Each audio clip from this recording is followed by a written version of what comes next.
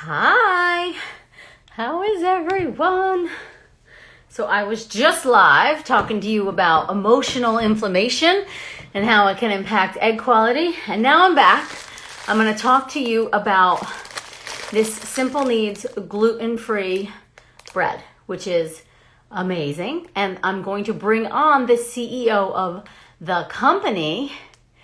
And so once you are on, just request to join live with me and I will bring you on so we can talk to everyone about the awesomeness that is your bread. Beth, maybe I don't know the name, how they're going to come on. They're going to come on as Simple Kneads, correct?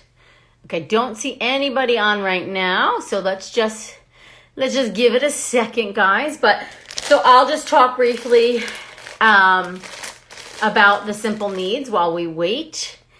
Just got my order last week. My order's on the way. Thank you, Aimee. Okay, amazing. So this one just came out of the freezer because the one that's in the fridge no longer has the pretty label. So this is a frozen one. My hands are a little cold. I'm like,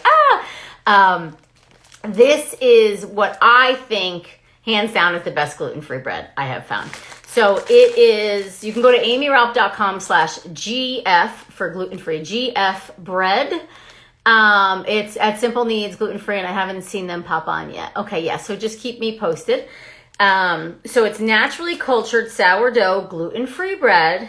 It's light in flavor and moist inside with an artisan-style crust. It's great for sandwiches or as toast.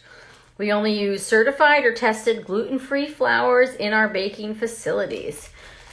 It is, I've been gluten-free for, gosh, at least like 8-9 years, maybe longer.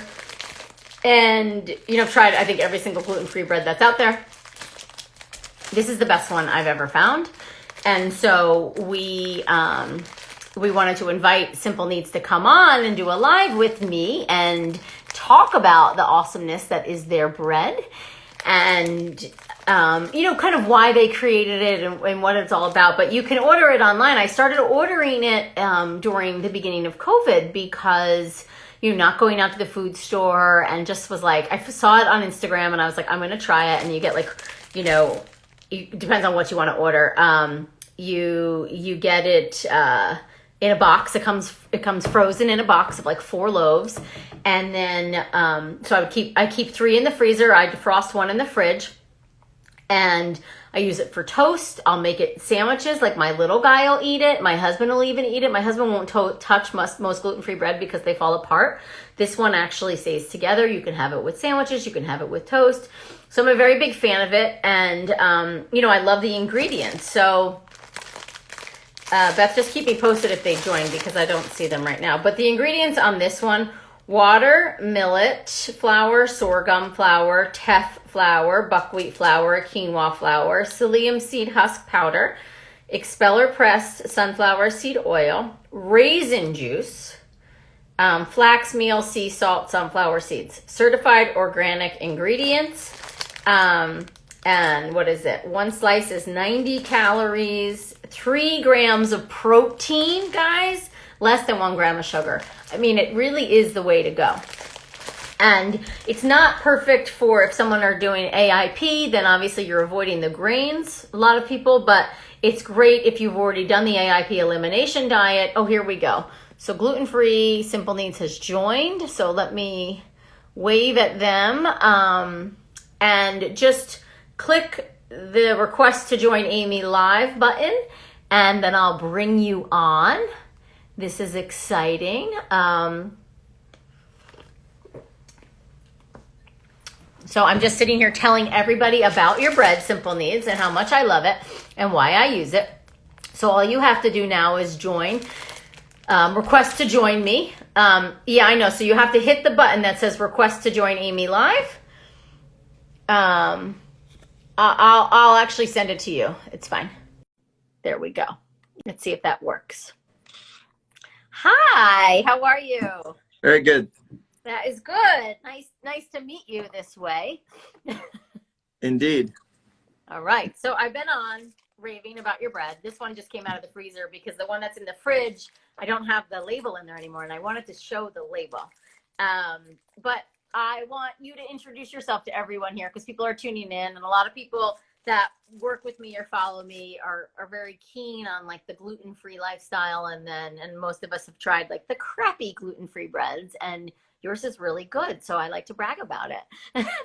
Well, that is where my story began, was with the crappy gluten-free breads.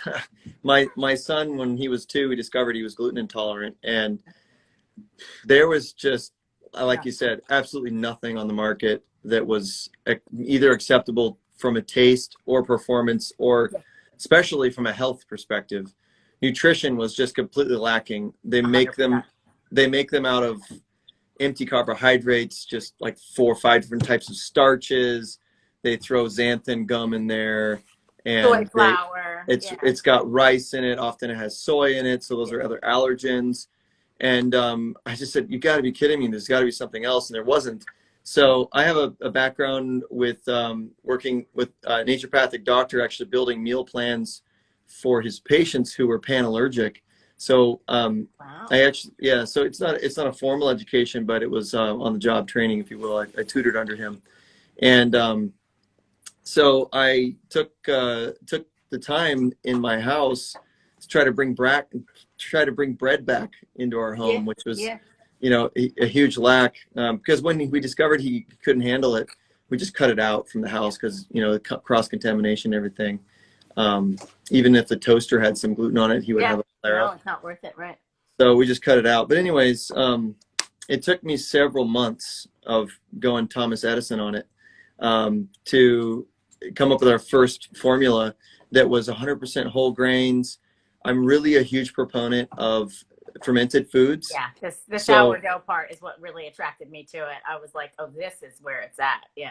Absolutely. And so I did not want to use yeast. I wanted to use that fermentation process, because honestly, I worked as a chef at a health retreat, and I did a lot of the modalities. I kind of ran the health retreat for the same naturopath, and I learned there that perfect health starts in the gut. Yep.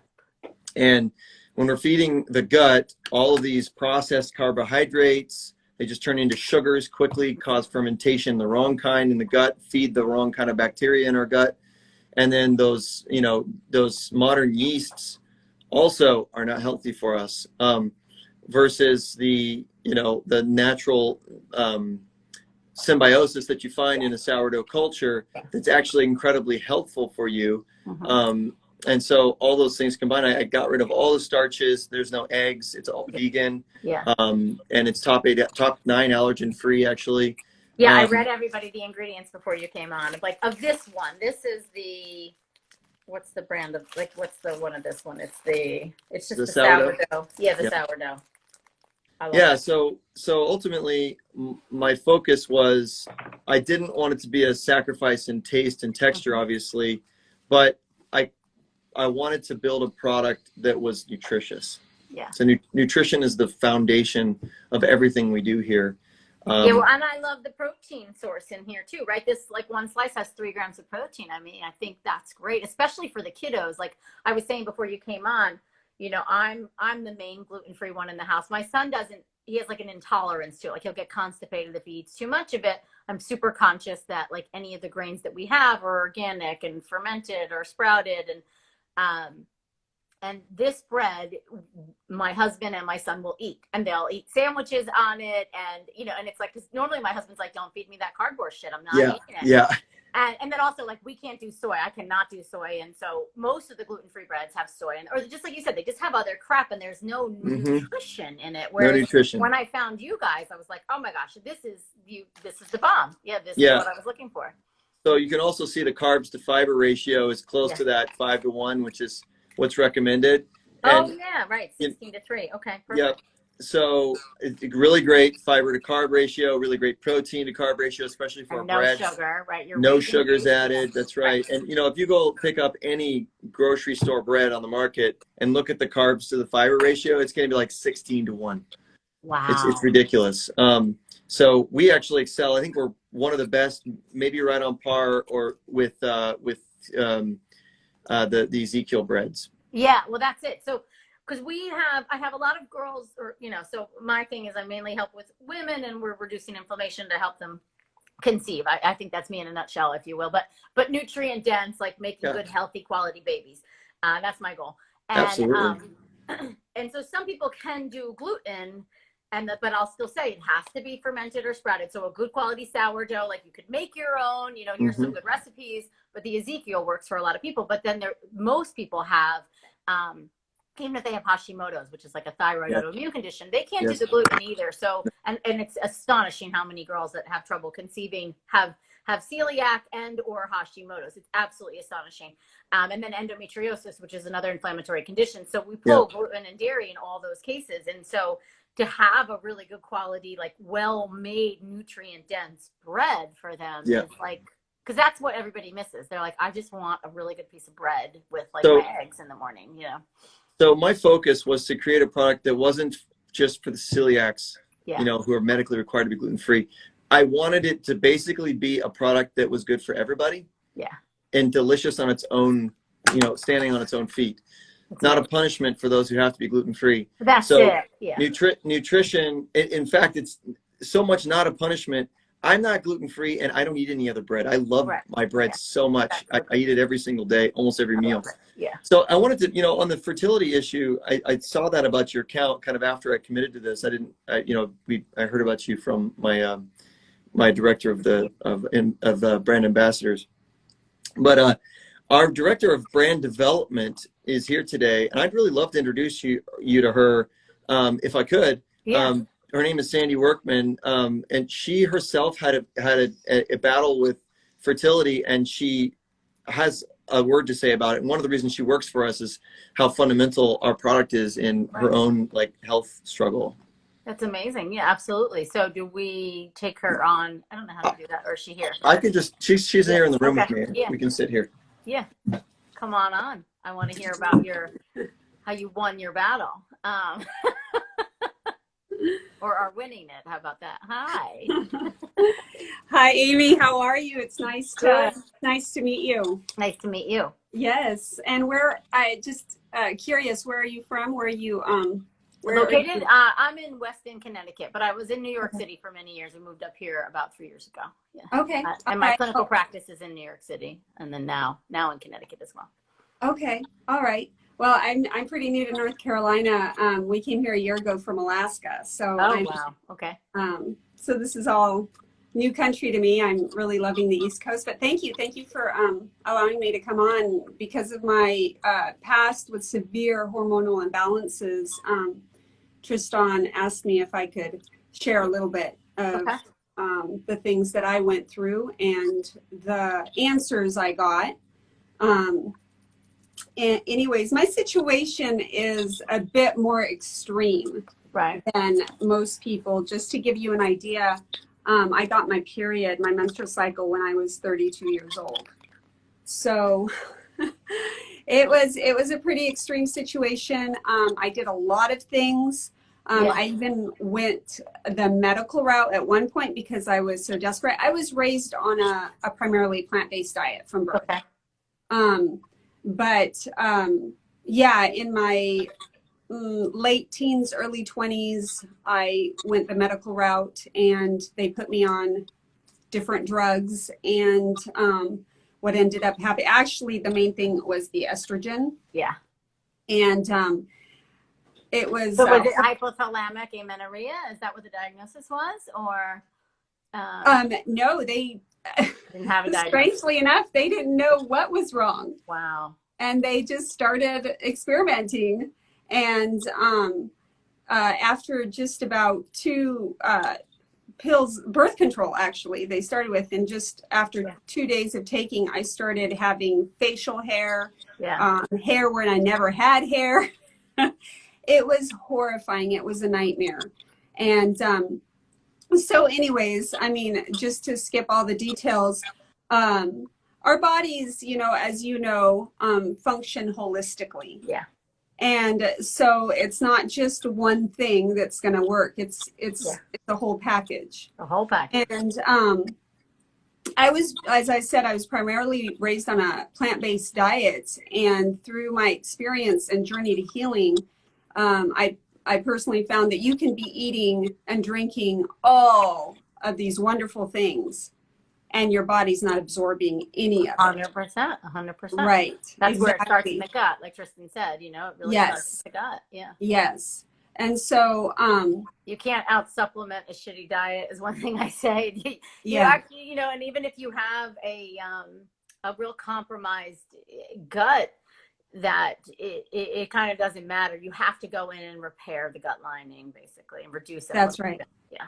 That's right. And therefore that's where, in my experience, what I found was the most powerful are fermented foods. 100%. Yeah. Yeah. In my body, what has worked the best, the two things that have worked the best, you know, a lot of people, yogurt, but yogurt didn't really do a whole lot for me. It was sauerkraut and sourdough. Yep. Bread and when I say sourdough, it's not just any sourdough, as you know. Yeah. It's naturally leavened, whole grain, you know, beware of the white sourdough, the commercial yeasts. And so anyways, I wrote an article for Simply Gluten-Free magazine that actually Tristan can probably send your way at any point for your followers or whatever that is. Really helpful. It's coming out in the March-April issue, but he can send the writing to you. And everybody has different, you know, when it comes to fertility, everybody has, you know, unique issues in their body. Everybody has, 100%. You know, right. There's not one way to fix all the challenges. Right. Yeah. Right. Everybody's body is different. And I think the mindset has a lot to do with it too. You know, there's the mental emotional health is supremely important. Yes, yes. And in my experience, I would have to say that in my personal experience, just, you know, I'm going to validate that, is that I had a very, very stressful childhood. Yeah. And I found that as an adult, when the severe stress, my cells were like this. And no matter how much water I drank, my cells weren't even absorbing. They couldn't absorb. They were just going right through. And they say too, it's interesting from like a physiological perspective that a woman needs to feel safe in order to ovulate. And I think that's really fascinating to think about. And it's like, and whether it's like physical safety, like you're living in a war zone, or there's a war zone in your home, like whatever it is, or there's a war zone in your head, it doesn't quite matter. Like the safety piece is really important to the body feeling like I can procreate. You know, this is a good time, so I'm going to ovulate and then I'm going to menstruate. And trauma is different for everybody. And I think everybody's entitled to call whatever they went through trauma. I don't think there's like a one size, you know, but